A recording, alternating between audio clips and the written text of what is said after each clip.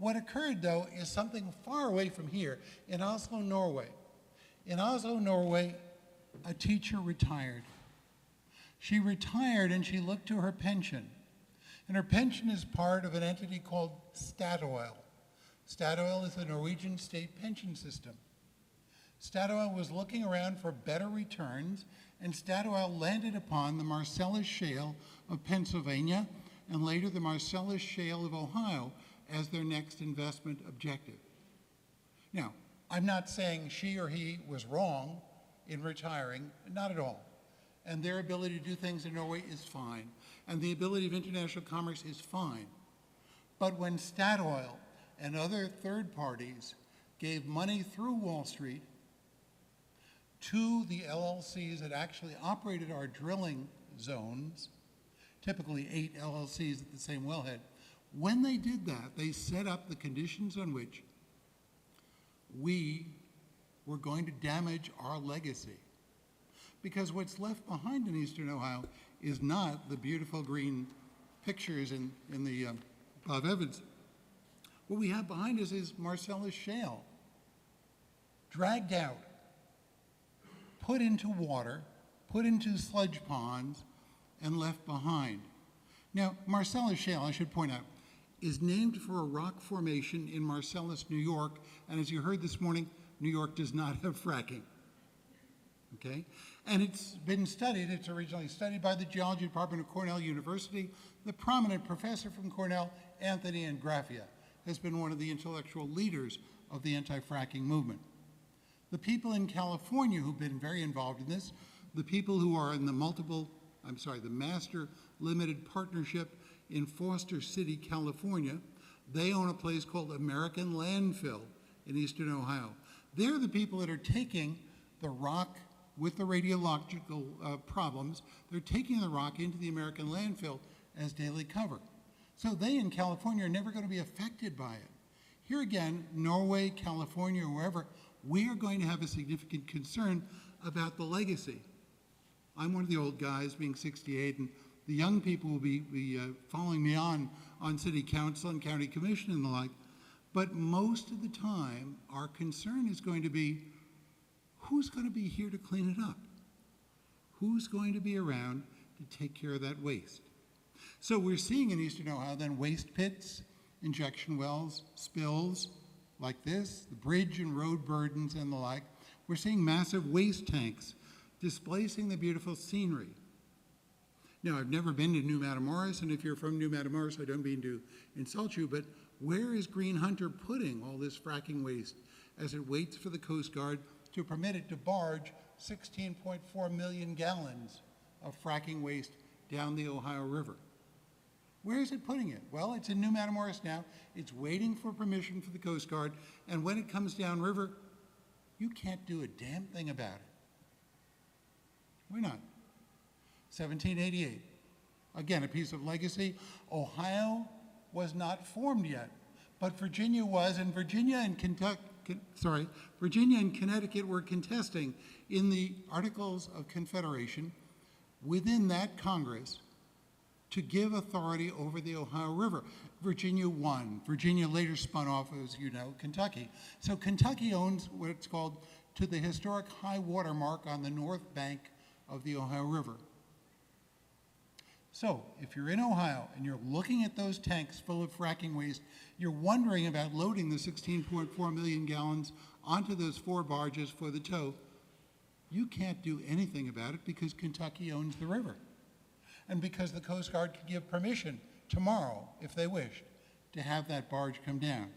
You can't do anything about the materials that are of great concern to your county, your village, or your city, because the Niehaus Amendment in 2010 forbids local government from taking action to control any of the gas and oil waste. I'll say that again. The 2010 Niehaus Amendment forbids us from regulating that gas and oil waste. The Ohio Supreme Court upheld that about 18 months ago in the case that was so significant at the time. We find, as we look at lower productivity, if you will, in the agricultural area, we see that Ohio is going to have a threat to its agricultural brand, its agricultural image, from being known as the place where so much money has been spent to extract so much gas. Now, I'm not here to bash Wall Street, and there is a former vice president of the Lehman Brothers Investment Bank. He's down there. You can go down to John's office. But the people from Wall Street have made a great opportunity out of Ohio's shale gas. And the consequence is money is not left behind. Wall Street doesn't leave a lot of money on the table. The money is not left behind to do the cleanup of hazardous waste. Oh, sorry. It's officially not hazardous waste in the legislature. It's fracking waste. It's gas and oil waste. So we can't do anything locally, and they've bound their own hands to prevent it from being done. So let's look at what the industry has said Thursday, May the 12th, last Thursday. The regional senior vice president for Antero Resources for the Appalachian region, Al Shop, said in a published interview that Antero is in negotiations with a number of specialized facilities about fracking waste. Quote, "We are taking 100% responsibility," he said. "Whether that be in water or salt or sludge, 100% of that waste stream will be going to a facility certified to take that type of waste." Hooray! Now let's line up the others, other than Antero, and get them to take the same pledge. Now listen carefully to what Antero's senior vice president says, quote, "Waste injection wells have been one of the most problematic parts of the booming gas industry." Shop said that while drillers are dependent on injection wells now, their plan is to totally replace their use of them. Quote, "In 5 to 10 years, injection wells will be old technology. The norm and T-norm do have to be handled carefully." Quote, "There's some concern about the watershed. I think we've heard the people. There was a significant amount of angst about whether or not norm and T-norm would be going into the Doddridge County landfill." Close quote. I praise Mr. Shop and I praise Antero. It's a remarkable insight because industry recognizes the angst about its injection wells for these radioactive and chemical sludge wastes. They're going to be old technology. The plan is to, quote, "totally replace the use of them," close quote. Great. As my mother used to say, from your lips to God's ears. Why would we waste the time, the legal hassles, and the fight defending that waste old technology? Let's start now. Let's start in Eastern Ohio by cleaning up the way that that waste is handled. Unfortunately, again, we come back to a small mailbox in a post office in Wilmington, Delaware. The Delaware Limited Liability Company is a legal structure that prevents lawsuits by offering immunity to those that operate the wells and who then dissolve the company. I'm not saying LLCs, limited liability companies, are the same as the Panama Papers you've been reading about, but they do the same function. They cover the tracks of the person that's involved in that activity. Now, surely, you might say, surely there's an Exxon, surely there's a Texaco. I can get somebody like that to clean up the waste. Well, surely not. They were done through LLCs, typically 8 LLCs at a well site. They went through another LLC to put it into the pipeline, and the pipeline is where the money really begins. Because when the gas goes into the pipeline for the first time, the money flows from the wellhead to the interstate gas transmission line, and from there out. And along with it, the money moves out. So what are you left behind? If you're in Carroll County or you're in Belmont County and you've seen these pictures of fracking waste and you've seen the pictures of what's left behind, well, let's start a business. Let's bottle water. Let's sell bottled water from Carroll County or Belmont County with the picture of our fracking wellhead. And let's see how many people buy our water. Or read the detailed technical reports by the experts from the U.S. Fish and Wildlife Service about how the individual fracking well sites have been evaluated for their effect on wildlife. Look at what Fish and Wildlife Service has reported about what happens to ducks that land on ponds that had fracking waste. You probably will be Well, I'm sorry, it's after lunch, so you'll have to look at that yourself. So our legacy is changing, and as our legacy changes, the neighbors are going to have concerns. They're going to come to me and to you, as if you're an elected official, and they're going to say, what are you doing about it? In some counties, we're taking that liquid waste and we're spraying it on the roads. Well, spraying it on the roads, if it's radioactive chemical sludge, does that make a lot of sense? Or we're putting it in the original ponds. Well, great, but there's what's called the natural cycle of frost and sun and rain. And if you built a wall to keep water in, and then you leave, the pond is probably going to break through. It's probably going to break through into a pond. Now, don't take my word for it. Go online and Google the words Times Beach, Missouri. Times Beach, Missouri took the chemical waste from a factory, sprayed it on the land, sprayed it on the roads, and ultimately the federal government had to buy up all of the buildings in Times Beach, Missouri. I happened to be on a national panel with Senator Stafford when Stafford was chair of the Environment Committee, and it was obvious to me his staff had not prepared him for this, because Stafford, in his great senatorial tone, said, it's important that we learn from the lessons of our times. Beach experience in Missouri. But we do need to think about what do we learn from other waste contamination problems. So I was surprised as an elected official when in a meeting of our local government, what's called the Regional Council of Governments, I was surprised when the person from Ohio Department of Natural Resources said to us, oh, by the way, we've gotten a request to move rail car loads of natural gas fracking waste into Hamilton County. I said, no, my voters would never accept that. He said, well, it's too late. I said, what do you mean it's too late? He says, well, the NEHOUS law has been passed. You don't have any ability at the local level to stop it. And I was shocked. I'm the accidental tourist. I got into it backwardly. But all of my colleagues saying, wait a minute, that's wrong. We should have the ability to protect our people because one of the reasons they want us to be there is to take some of the worries off the way they have to live. So I'd like to think about it and say part of the legacy NEHOUS is leaving is forbidding us at the local level from regulating hazardous waste. Let's listen again to what Antero's senior vice president said in the interview published last Thursday, quote, if somebody said you could no longer do injection wells, well, that would literally shut off our industry as we know it today. Hey, so I look around the State House today and I say, who is that somebody that could cut that off? Well, it's the elected officials. What will it take to get an elected official to act on an issue? Demonstrate to him or her that it's important to their constituents. Each of us need to reach out and talk to them. And they are, as I can tell you after 13 years in office, they want to hear from you. They really do want to hear from you. So go and talk to them and say, what about our legacy of waste? And the first question might be, what do you mean? How long is the legacy? You say 1,600 years. You say, what? 1,600 years is the half-life of the radium-226 that's coming out of the fracking well and being deposited in the fracking pond. Well, we're not going to be around 1,600 years. Again, like, duh, you're not. You should do something now to protect the people around you.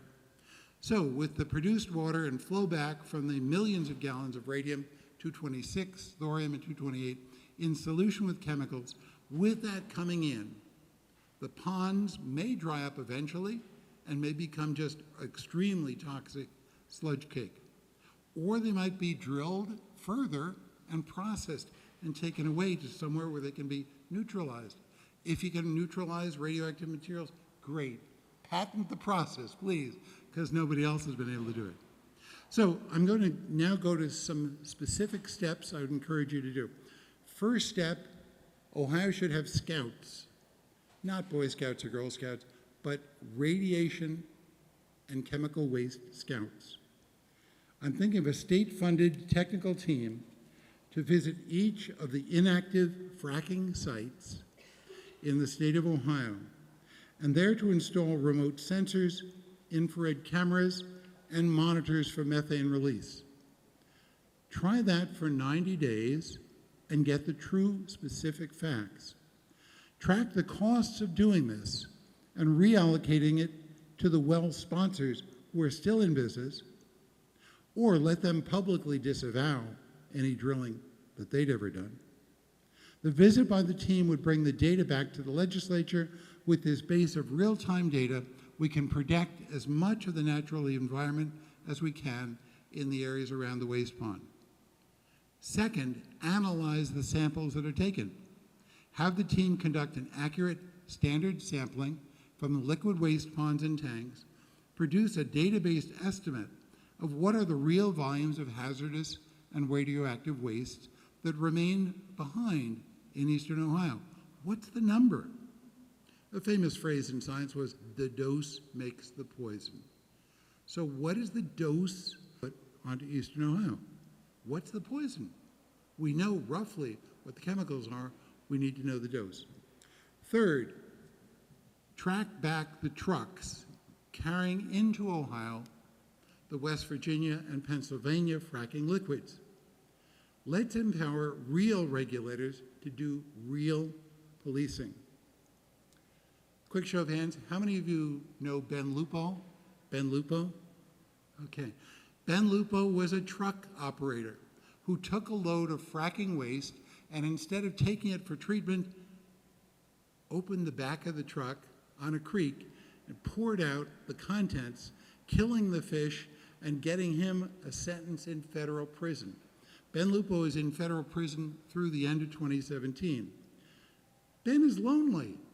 He wants some more people to accompany him because the good old days are there. Well, let's call on Mike DeWine, the State Attorney General, and ask him how many of your agents of the Bureau of Criminal Investigation are actively policing environmental crimes. Why is Ben the only frack truck driver who's in prison today? Why not more? Step four, end the failures of the Department of Natural Resources. DNR does some great things and they've got some great projects, but this is their worst. End the failure by cutting the cord that fosters the malfeasance and the misfeasance of that department. Do that by having the US EPA Region 5 withdraw the 1983 delegation of legal authority over waste wells, the so-called Class 2 RCRA wells. I wrote a book on it. You'd fall asleep reading it. It's boring. But if the federal government were to withdraw that authority, then we'd be in the same situation Pennsylvania's in, because the feds would oversee the waste wells instead of the Ohio Department of Natural Resources and its leadership. The federal controls are not perfect, but they're better in Pennsylvania than we have here in Ohio. And that's why the waste operators are looking to move all their waste into wells in Ohio. Okay. Fifth, stop the presses. Stop the presses. Let's go off for a Pulitzer Prize. The Pulitzer Prize awaits the journalist who does the big fracking treasure hunt. Sit down for a few days in the offices of the Department of Natural Resources and the county recorder offices. Dig into the names of the people who actually signed the LLC forms and the registration forms. Find out the real human beings who were registered or doing the registration for those sites. Who did the deed transfer to? For whom was this well so important? And then contact them.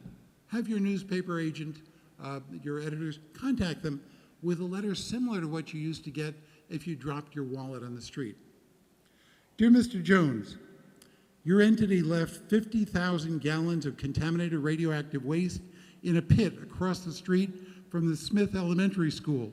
Would you please come back to our neighborhood and clean it up? Well, if you're a reporter and you want to win a Pulitzer Prize, do some of that, because there's a whodunit kind of issue to find out where that waste had come from and why it hasn't been cleaned up. Sixth, the term I use to the dread of my students, homework. Homework for graduate business students. Search the corporate databases that tie in the drillers with the actual sources of the funds. Look at the SEC 10K and 10Q reports. Look at the trade rest reports. look at the press releases of the companies, look at their shareholder statements, the financial press. You'll find people who had been bragging that they were drilling new wells in Guernsey County. Oh, how interesting. Guernsey County, you were drilling there? And are you still there? No. Well, did you clean it up? I refuse to answer on the grounds it may incriminate me. So have a few graduate students do the homework, look at the financial data. We would even send people from Ohio schools to Oslo, Norway, where Statoil is, and have them look through Statoil's records to find out who the Americans were that suggested they drill in Carroll County, Butler, other counties here. Step 7, free us, the elected officials at the local level. Free us. Revise 1509.02. Allow local government zoning. Allow regulatory protections for those who are exposed to the wastes. That means that the Niehaus law would have to be re-examined, reconsidered on the basis of data, and look at that piece of legacy. Now, it's cruel to say this, and I'm going to get the same thing from my grandchildren, but Grandpa, what did you do when you were elected to protect people? What did you do? Well, I filled my county with radioactive liquids. I cut the number of state inspectors. I prevented the local sheriff from taking action, and I prevented the county commission from adopting zoning controls on the waste haulers. Really, Grandpa, you did all that? Wow. There's no way a young candidate would want to get into the political system in order to shield radioactive waste from regulation in his or her community. I talked to a lot of people about, please come into office or please run for office. They would never do that if you told them this. But if you said instead, you can come to the Ohio State House and you can meet with lobbyists and lobbyists can give you money and you can get great TV funds out of it, maybe that's a little bit more. But the point is, this is a process. This is not a one-time event. The waste got there because local officials were blocked from acting. Finally, follow the money. You heard that when you saw the movie, All the President's Men. It was about Watergate. And what happened in Watergate, they didn't know, but Deep Throat came to them and said, look, what really happened was Nixon did this, or there's a tape here, or there's a tape there. Well, very interesting, very interesting. Instead of Deep Throat, Ohio needs Deep Drill. And Deep Drill should tell us what's really going on and how that waste had gotten to be here. So I believe our legacy cleanup fund could begin. The mess that's left behind by frackers would be in place. We can take it out of place, treat it, remove it, and the like, if we can allocate the actual cost to the people who profited. Finally, I leave you with the natural comment that everybody does in politics. Why not? Why not fix it? Well, my voters are wary of the barges of 16.4 million gallons of fracking waste coming down Kentucky's river, aka the Ohio River, coming down toward our port of Cincinnati. We're worried about rail trains or volatile waste cars sitting under pressure and a siding near us on a very hot day and starting to leak the volatile materials. I'm concerned about large semi-trailers of fracking waste that could roll over at the Barnesville Reservoir or roll over near any of my facilities or areas in my county. In Massachusetts, there was a famous person on a horse. He invented silver, was it? Was his name Paul Revere? And what is Paul Revere famous for in the famous Longfellow poem? One if by land, and two if by sea, and I on the opposite shore shall be. Well, barges full of fracking waste by sea. Very large trucks by land. Either way, that waste is going to come to us in central and southern Ohio. We're going to get it. Are we going to have to accept it? Are we going to have to say, sorry, our hands are tied? Sorry, the Niehaus legislation forbids us from doing something? Sorry, the Ohio Department of Natural Resources is not held accountable? Well, I don't think so. I think today we must recognize that if the Senior Vice President of Antero Resources a very large driller can say, quote, well, it's old technology and it causes angst. If he can say that, well, why don't we get serious about it and say, it gives us angst too. Let's stop dumping the fracking waste in Eastern Ohio, and let's get started now on the legislative fix. Thank you very much.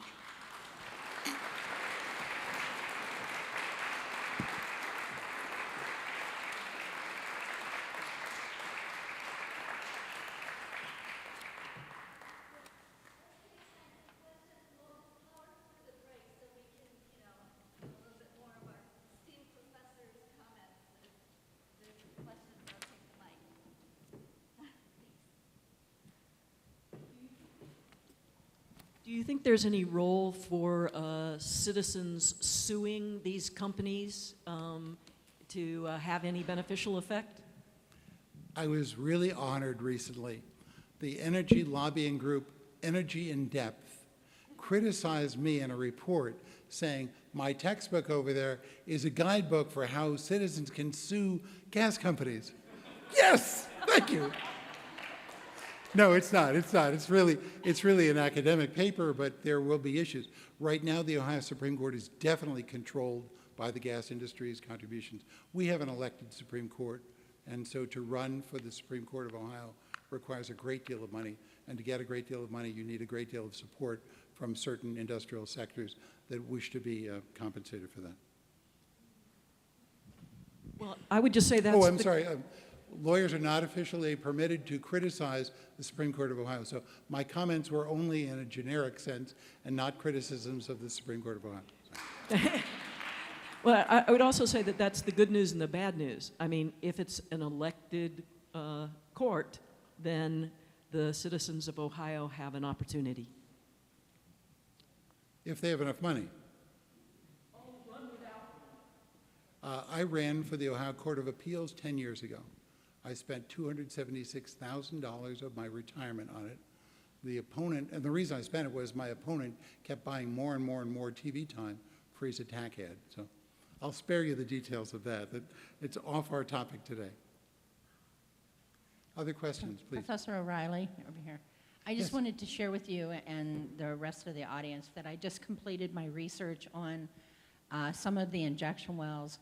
From 2011 until today, we went from 177 injection wells to 250. Last year, Wow. 250, yes, 250 injection wells. Last year, we injected 28 million barrels of waste, and we have a capacity of 127 million barrels. So we are so far over capacity that, yes, we are going to be expecting more waste coming from everywhere in the United States once it hits the barges. Mount Simon sandstone. Keep that in mind. Mount Simon sandstone is a type of sandstone found in southwest Ohio at approximately 1,200 feet depth. So it's cheaper and easier to dump your waste in southwest Ohio than it is to dump it here there in eastern Ohio. So if you transport it, say by barge, and you unload it in southwest Ohio, and you pump it down in an injection well into the Mount Simon sandstone, you've saved a bunch of money. But don't let anyone know that, because if they did, they'll be out pumping southwest Ohio, and my voters will be even more annoyed. Is that why the City Council of Cincinnati unanimously passed a ban on it, because they were expecting that they would be down there? I gave them a few reasons why they might want to act before the fracking waste industry arrived. And they saw the wisdom of that and decided that there would be no injection wells of any type. But in order to do that, they had to have zoning authority first and then an industrial zoning second. And once they had that, they could ban injection wells as an entire property. Outside the city of Cincinnati, there are multiple townships and villages that could accept it. We'll see. Other questions? Sir, I'm Al Kemmer. I happen to be from Carroll County. We've talked on the phone, I guess. And I guess my first comment is that as a member of the elected officials, I give you thanks for doing something and trying to do something proactively. I've been trying to get some of this stuff done and trying to keep out of trouble in Carroll County for quite some time. And we're having even trouble with road use agreements, let alone injection wells.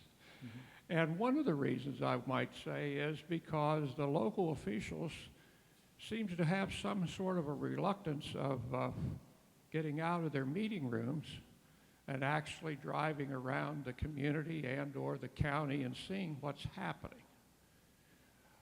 It's like we turn our blind eye to this. And you had related to suing the oil companies.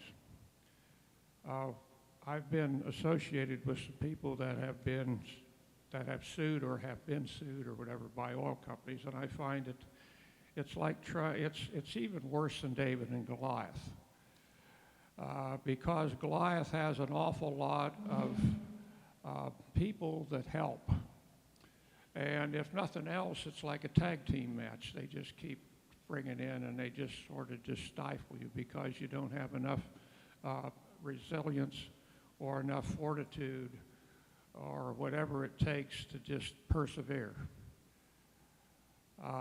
And I just hope that people around here listen to what's going on here.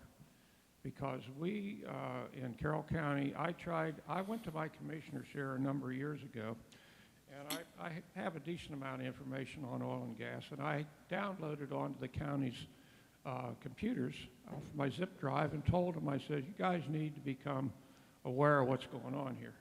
I said, you don't have a lawyer in this county, possibly in this state, that can deal with these guys. I mean, there's a reason why they're called wildcatters.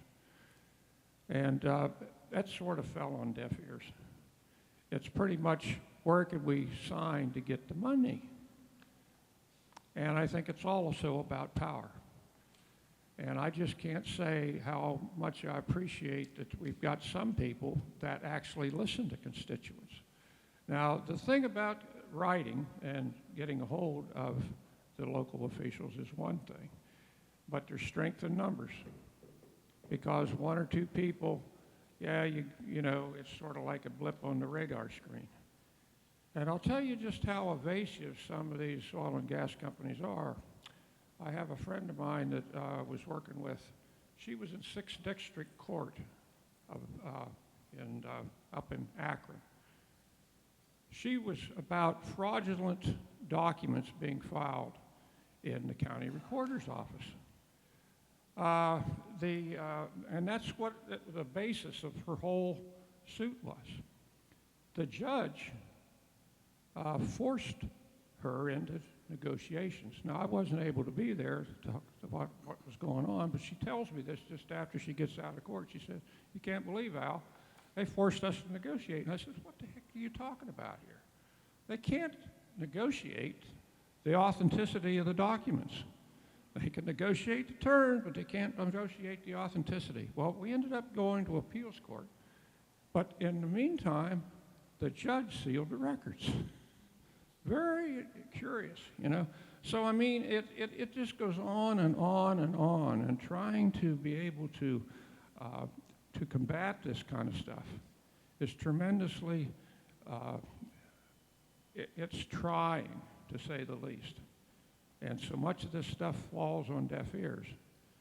And there's nothing better. I mean, you can write letters and you can call, but I find the most effective type of interface is direct one-on-one. Sometimes you got to go through an aide or a staff member or something like this, but if you can develop a little bit of rapport, it helps tremendously.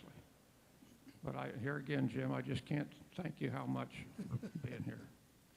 Years ago, I was on the Catholic State Bishops Advisory Council, and I was insulted in a big way. A nun said, "You are like the Old Testament creature who is an afflictor of the comfortable and a comforter of the afflicted. I said, I like the part about comforter of the afflicted. That's great. I'm not sure I want to be an afflictor of the comfortable, but if that's what it takes, that's what it takes. Any other questions? Yes, sir.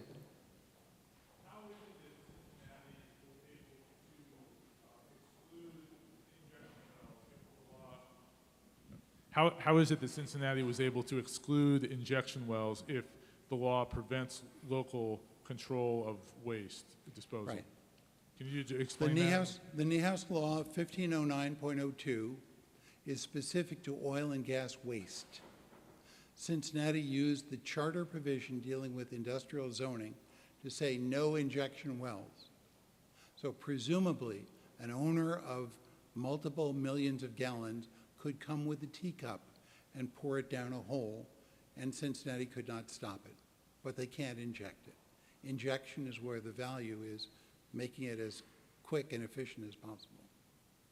So if you got zoning, you've got industrial zoning, ban injection wells as a total concept, and that'll stick.